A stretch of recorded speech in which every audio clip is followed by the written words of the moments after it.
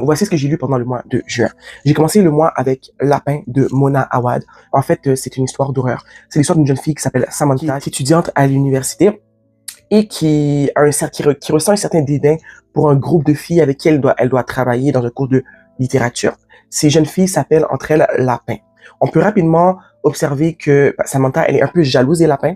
Les lapins sont des jeunes filles qui viennent de familles qui sont riches, tout le contraire de Samantha qui vient d'une famille qui est pauvre, qui n'a pas ses parents pour l'épauler. Elle et sa meilleure amie Ava ne sont pas capables de blairer les lapins.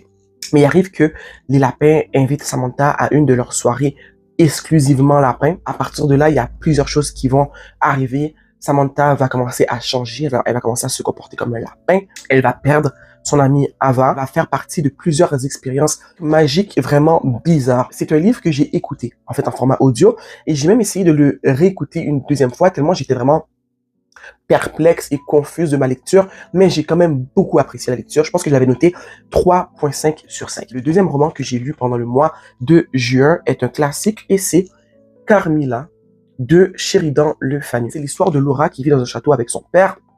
Et un jour, il y a un carrosse, en fait, il y a un accident qui se passe devant le château. Une jeune fille qui est dans le carrosse, qui s'appelle Carmilla, sa maman, confie Carmilla parce qu'elle doit partir en mission. Donc, elle confie Carmilla qui est malade pendant quelques mois à des inconnus, à Laura et son père.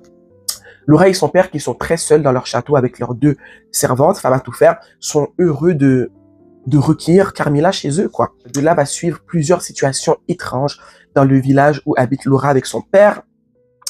Une scène qui m'a fait beaucoup rire dans cette histoire, c'est une scène où est-ce que un réparateur de tableaux vient amener les tableaux qu'il a réparés pour le papa de Laura, et un de ces tableaux est la copie conforme de Carmilla. Laura est en extase devant ce tableau, elle le trouve magnifique, elle fait même référence à la ressemblance qu'a Carmilla avec la femme qui est peinte sur le tableau. Carmilla est assise dans un fauteuil et la manière qu'elle a d'observer Laura à cet instant, c'est tellement maléfique, c'est tellement malsain que ça m'a fait vraiment rire. Donc, si jamais tu veux lire des livres sur les vampires, c'est vraiment une nouvelle très intéressante. Un autre livre que j'ai lu pendant le mois de juin, c'est une BD de Émilie Caron, Quand je suis arrivée au château. Pour être franche avec vous, c'est vraiment l'art qui m'a attiré dans cette BD plus que l'histoire. Elle fait 73 pages, ça se lit en quelques minutes, mais je l'ai vraiment acheté pour l'art plus que pour l'histoire en tant que telle. La BD est magnifique. Le dernier livre que j'ai lu pendant le mois de juin est une BD et c'est Uzumaki de Junji Ito. J'apprécie vraiment beaucoup, tellement que j'ai acheté 3 autres BD du même auteur parce que j'ai juste trop apprécié lire Uzumaki. C'est une série de 3 BD, mais moi j'ai acheté l'intégrale pour avoir le tout dans la même BD.